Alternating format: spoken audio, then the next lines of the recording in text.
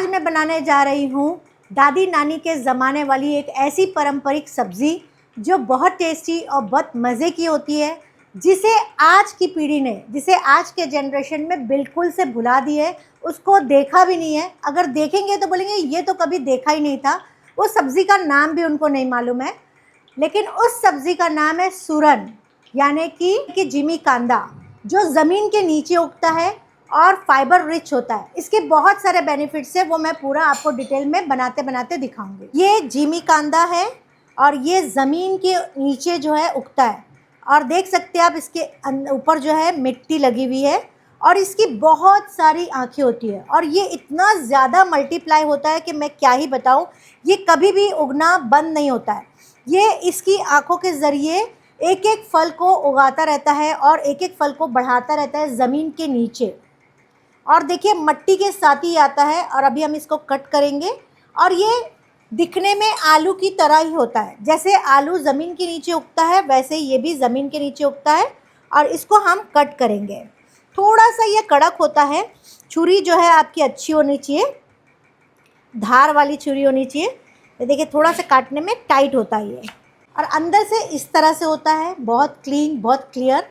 जब हम ऊपर से इसको धोएंगे तो ये और भी साफ़ हो जाएगा। और इसको छिलने का तरीका जो है बिल्कुल आलू की तरह ही होता है, जैसे हम आलू के छिलटे छिलते हैं उसी तरह से हमको इसको छिलना है। ये ज़मीन के नीचे उगता है और ये मल्टीप्लाई होते जाता है। इसी तरह से हम पूरा सूरन छिल लेंगे। बस इसको आप अपने हिसाब से छोटा बड़ा अपने साइज़ के हिसाब से कर सकते हैं। जैसे हम आलू काटते हैं वैसे ही इसको कट करना है। तो एक पीस मैं आपको काट के दिखा रही हूँ मैं किस तरह से कटिंग करूँगी। ऐसे स्क्वायर पीसेस में काट लूँगी इस तरह से। अच्छा, ये थोड़ा से अंदर से चिकना होता है, चिपचिपा होता है। दूसरी सब्ज़ी के बनाने के मुकाबले ये थोड़ा सा इसका तरीका अलग होता है। कुछ चीज़ें इसमें कंपलसरी होती है डालने, जो कुछ प्रॉब्लम होने से बचाता है हमको। तो वो मैं आगे आपको बताऊंगी कि क्या चीज़ हम डालेंगे जिससे वो प्रॉब्लम नहीं आएगी। पानी के अंदर डाल देना है और अच्छे से इसको वॉश कर लेना है। पानी में डालने के बाद 2 से 3 पानी हम क्लियर होने तक इसको वॉश कर लेंगे, ताकि इसमें कोई भी मिट्टी ना रहे। जिमी कांदा को हमने धो के पानी निकाल लिया है, और यहाँ पे हमने तेल गरम रखा है। बस इसको हम फ्राई करेंगे।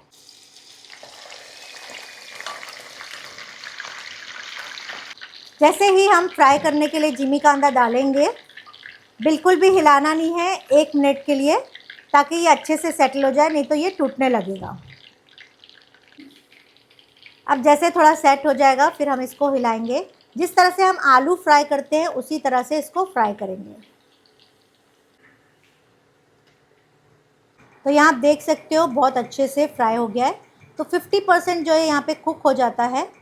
अब इसको हम निकाल लेंगे। अब उसी बर्तन में हमने 2 टेबलस्पून तेल रखा है, और तेल गरम होने के बाद हम डाल देंगे इसमें थोड़ी सी राई और थोड़ा ज़ीरा,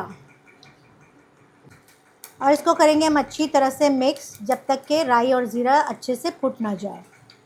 अब हम डाल देंगे इसमें कड़ी पत्ता, और कड़ी पत्ते को भी अच्छे से हम मिक्स करेंगे। Half tea spoon ginger garlic paste डालेंगे,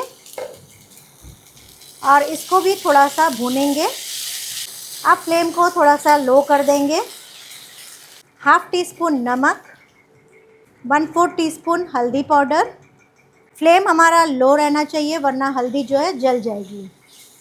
अब यहाँ हम ऐड करेंगे टमाटर। एक बड़ा टमाटर मैंने लिया है, जिसको बहुत बारीक सा चॉप कर लिया है, और इसको करेंगे हम अच्छी तरह से मिक्स। अब फ्लेम को हाई पे करेंगे और टमाटर को अच्छे से भूनेंगे। अब जैसे टमाटर थोड़ा भुनने लगेगा, फ्लेम को हम वापस से लो कर देंगे, और 2 से 3 मिनट तक टमाटर को भूनेंगे, ताकि टमाटर अच्छे से मैश हो जाए, और इसको ढक के पकाएंगे। अब यहाँ पे 2 से 3 मिनट हो गया, टमाटर जो है अच्छे से पक गया है, मैश हो गया है। फ्लेम को लो पे ही रहने देंगे। अगर आपसे हैंडल नहीं हो तो आप फ्लेम को बंद कर देना। तो मैं यहाँ पे लो पे रखी हूँ, और यहाँ पे ऐड कर रही हूँ 4 टेबलस्पून दही। दही को हम अच्छे से मिक्स करेंगे, अच्छे से हिलाएंगे। बस ध्यान रहे कि दही फट ना जाए। अगर आपको लगता है कि आप मैनेज नहीं कर सक रहे हो तो पहले आप फ्लेम को बंद कर दो और फिर दही को अच्छे से मिक्स करो और फिर फ्लेम को चालू करो। अब यहाँ पे दही की मैं अच्छे से भुनाई करूँगी, कंटिन्यू चम्मच से चलाती रहूँगी। जब दही अच्छे से भुना जाएगा और तेल थोड़ा ऊपर आने लगेगा, यहाँ पे हम ऐड कर देंगे सूरन यानी कि जिमी कांदा। अब यहाँ पे मैं मिर्ची का इस्तेमाल नहीं कर रही हूँ क्योंकि मुझे किसी ऐसे को देना है और मैंने वादा किया है कि मैं आपको आज ये सब्ज़ी बना के भेजूँगी, आप खा के देखो, क्योंकि उनको पाइल्स का प्रॉब्लम है, तो पाइल्स वाले को मिर्ची बिल्कुल भी नहीं दिया जाता है। तो यहाँ पे मैं इसको ढक के 20 से 25 मिनट पकाऊंगी या 15 से 20 मिनट या जिमी कांदा के गलने तक। तो यहाँ पे 3 से 4 मिनट हो गया है, बीच बीच में हम 1 से 2 बार हिलाएंगे। जिमी कांदा के बेनिफिट्स बहुत ज़्यादा होते हैं। ये फाइबर से भरपूर होता है और जिससे डाइजेशन बहुत अच्छा होता है, और फाइबर होने की वजह से ये बहुत ज़्यादा लंबे टाइम तक हमको भूख नहीं लगने देता है और वज़न कम करने में ये बहुत ज़्यादा मदद करता है। पोटेशियम और विटामिन B6 बहुत ज़्यादा इसमें होता है, एंटीऑक्सीडेंट मौजूद होता है और बॉडी में बहुत सारी प्रॉब्लम्स को सॉल्व करने में हेल्प करता है। और सबसे ज़्यादा अच्छी बात तो ये है कि ये पाइल्स के लिए बहुत अच्छा है। जिसको फिशर या पाइल्स हो गया है उसको तो ये रोज़ अपने डेली रूटीन में 1 से 1.5 कप जितना जिमी कांदा का सेवन ज़रूर करना चाहिए, जिमी कांदा का इस्तेमाल ज़रूर करना चाहिए, जिससे पाइल्स बहुत जल्दी अच्छा होने में ये बहुत हेल्प करता है। हाँ, मैं ये नहीं कहती कि दवा लेना आप छोड़ दो, दवा आप बिल्कुल लो, डॉक्टर के पास आप बिल्कुल दिखाओ, लेकिन दवा के साथ साथ ये बहुत ज़्यादा आपको हेल्प करता है। और अगर सही तरीके से आप रोज़ खाते रहोगे तो इसमें बहुत ज़्यादा बेनिफिट्स है और आपको बहुत ज़्यादा एनर्जी मिलती है। 80% तक ये गल गया है, अब इसको 20% हमको और गलाना है, तो 5 से 10 मिनट हम इसको ढक के धीमी आंच में पकने देंगे। तो यहाँ पे हमारी सब्ज़ी बन के रेडी हो गई है, बहुत अच्छी खुशबू आ रही है और यहाँ पे हमारा फ्लेम अभी लो पे है।